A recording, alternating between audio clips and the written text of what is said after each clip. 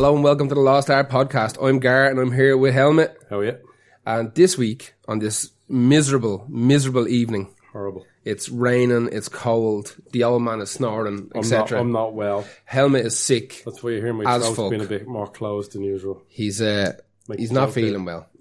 But he did make the trip outside for this podcast. I did. So sign up to the Patreon. Exactly.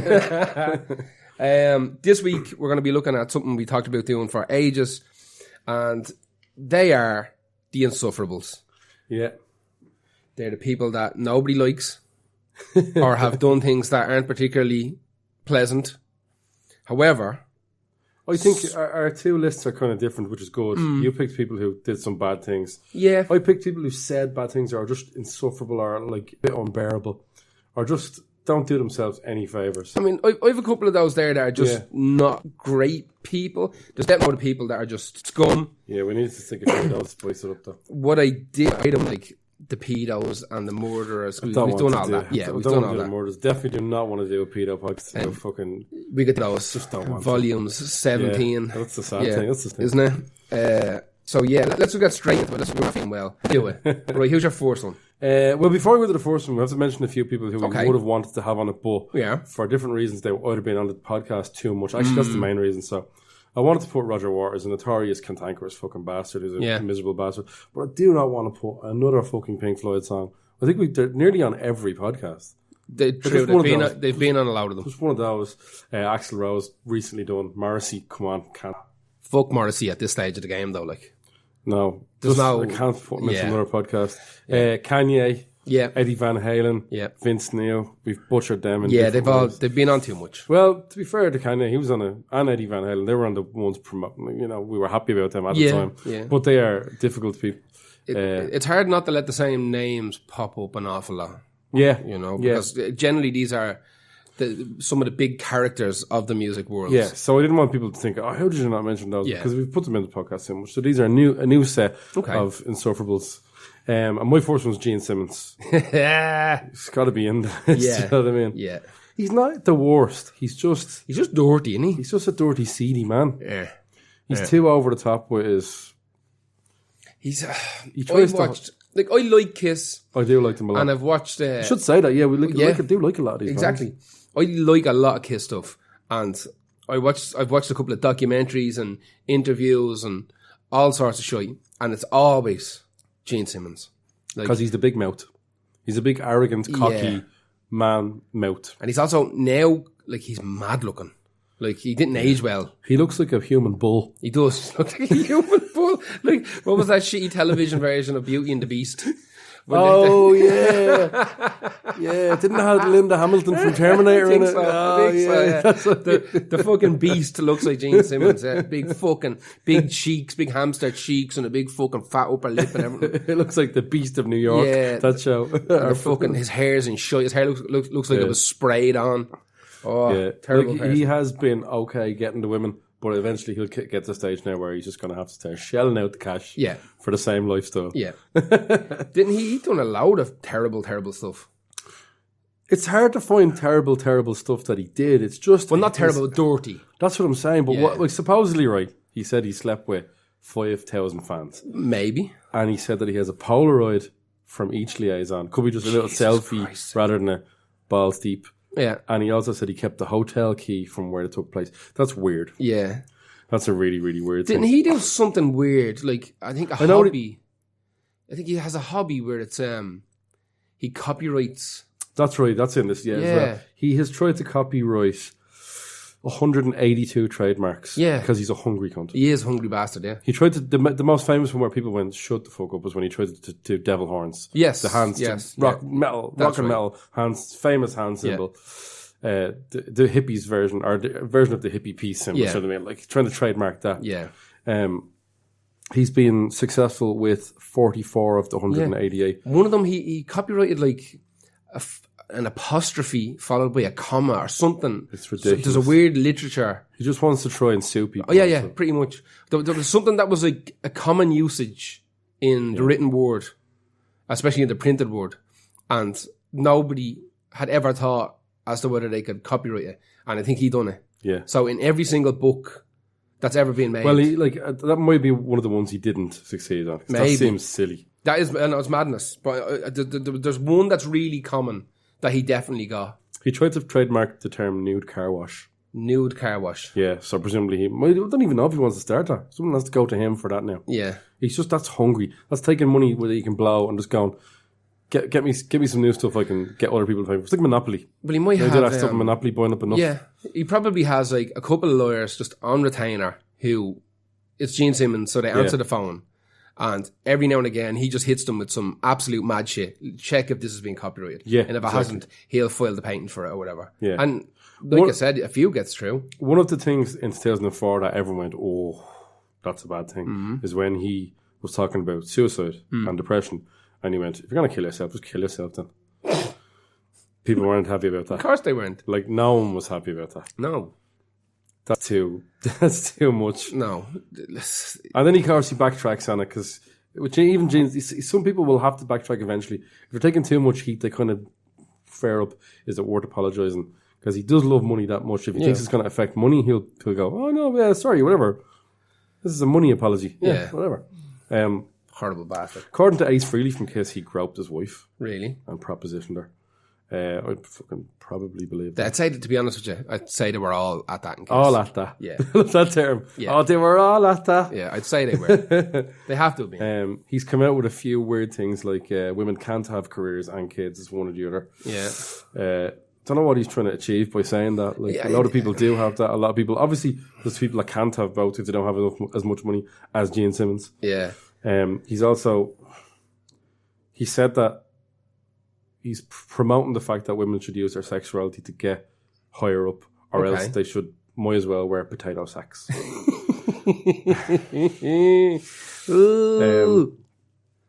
I think he was actually, there was two attempts to sue him for actual sexual misconduct. Yeah. Yeah. Did any of them get through? Don't know. No. None of them got through? No. One of them was for grabbing a girl's hand and putting it on her leg repeatedly during an interview. And the other one was just repeated comments and just harassment. He is barred from the Fox network. Really? Yeah. He's barred from the building. He must have been acting the first bollocks. He was. In an interview, he did an interview with them. Then afterwards, he just burst into the backstage area, the private room, and took his shirt off and told all the women to sue me. Sue me. Really? Well, sue me. I can't tell what the point was. Yeah. I think they might have tried to make him look a bit fool or something like that. Yeah. And he went, so apparently a lot of people felt a little bit threatened sexually. Well, I can kind of sort of semi-understand that. I'd feel a bit... Would you though? I don't know. Yeah, when was this? This was in... Fox Network thing that wasn't that long ago. Jesus Christ. So let's say in the last 10 years. Oh, yeah, no, easily. So he's still an old man. He is still an old man. Yeah. He burst in with his velvet shirt open, revealing his chest and belly. Say, hey chicks, sue me. So he's been banned from Fox. Oh, fuck him. So he's wanker. His box set is $1,500. Really? And he'll give it to you in person at a Kiss gig. I've seen this, yeah. Or for $2,000, he'll deliver it to your gaff. That's right. And hang out with you. Yeah. Like, you're a sad bastard. $2,000, like... I think... Well, first of all, I wouldn't be a sad bastard to be spending $2,000. But, like, for him... Sorry, I think it might be $5,000 for him to come out. But even then, like, he has to be dealing with, like, tens of thousands, if not hundreds of thousands, if not millions of dollars. That's what I don't get. He's just that hungry. Yeah. Because he has put the Kiss logo on everything. Yeah. Including, we've mentioned it before, caskets. Yeah. Yep. I mean, I'm sure it started with, we should put our the Kiss logo on tongs. Yeah, that'll be gas. Now it's just on pencil. And that's such a blokey fucking band as well. They're in me headband. I don't think they're as good as the way rockers from America who cite them as an influence. I don't think they're as good as. I just don't get them being that good. Yeah. Like, for instance, they like anyone from Tool to. They all so many. But I think that's because they're like an original. They're definitely an American original, you know? They were very important with the controversial rock, and it wasn't even that controversial at the time. Kind of schlock fucking rock as opposed to shock rock. So Gene Simmons is my first one as a bit of a... I do find him fucking annoying. I don't like those big showboaters. Yeah. Mr. fucking... Great bassist, actually. He is surprisingly good. He's a good vocalist. For a good songwriter. Yeah. For a dude who you assume just kind of thunders along. Yeah, look at the size of his hands. Yeah. That's got to make it easier. Maybe. I don't know. But I remember watching the documentary where they singled out a couple of bass tracks from songs, and it was shocking. Like, he's great. I find him, he's not the worst. He's just a sort of... He's just a scumbag. He's just a bit of a dick. And he's insufferable to me. When I see him, I kind of cringe. Yeah, I've had enough of you already. So who's your first unbearable or insufferable? My first one beats your one. It's Chuck Berry. He was a bit of a bad man, wasn't he? He was a bad man. He's not a nice fella at all. So Chuck Berry, I picked no particular place to go. Just, it's a great song. Again, we've mentioned it. A lot of these guys are really good. That is a great song. They're really good at music. They That's why we couldn't put them in like... Yeah. These doesn't go under like people we hate. Yes. But we might hate some of these, but the music, not always. I don't know. How do you... I have a few in here who I hate and hate their music. Yeah, so. True. So Chuck Berry was born in 1926. He died in 2017. And so basically the way I've done this list is I kind of have little what would you call it, like bullet points of mad shit that they've done. Yeah. Like a peanut gallery of fucking bullshit. So the first thing was, when he was a kid, he was sent to reform school. I think he was like 13 for grand theft auto and armed robbery. So that got him really fucking fueled up early on in his career as a dirtbag. Now, as you kind of go on, there's a load of shit that happens in the middle of it. But let me get to one of the last things that he done. So the first thing he done was the GTA and armed robbery. Yeah. One of the last things he done was that Keith Richards, they were doing a Chuck Berry's 60th birthday party. And Keith Richards is obviously a massive Chuck Berry fan. Yeah. And he sees Chuck's guitar and he kind of walks over towards it and goes to kind of pick it up. And Chuck sees him and runs across the room and just bursts Keith Richards in the fucking mouth with a dig. Just punched him right in the face for touching his guitar. No other reason than that. I'm wondering, will Keith Richards do the same thing to like Robbie Williams? I don't know, but that's fucking... Do you know what I mean? Like, I would have assumed that like... There would be more respect there. Well, first of all, let's get it fucking straight. If you go back fucking 20 years, tell me who's going to sell more tickets. It's going to be the Rolling Stones than Chuck Berry. Absolutely. Absolutely. Like 1,000 times over. Absolutely. Right? So Chuck Berry needs to fucking understand. You might have come up with a particular way of playing and influenced a fucking 1,000 people. But like, that's your boy there. You know what I mean? He is the continuation of you. But he hits him a dig. But at the same time though, he is white as well. True. That's not going to help his case.